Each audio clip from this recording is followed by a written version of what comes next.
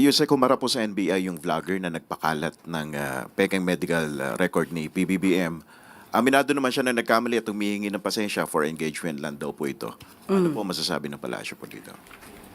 Ang batas ay dapat ipatupad. Ang lumabag sa batas ay dapat managot. Hindi po kasi ginagawang biro ang pagko-content.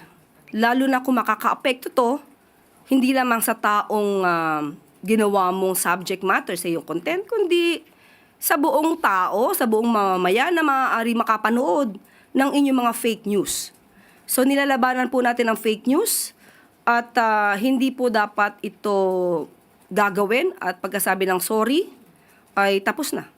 So tignan na lamang po natin kung anong mangyayari po dyan at kung wala naman siyang kasalanan, ipagtanggol na lamang niya ang kanyang sarili. Pero itutulak po ng palasyo na siya ay makasuhan yung mga nagpapakalat ng pekeng medical cert. Ang nagsampa naman po ay ang NBI.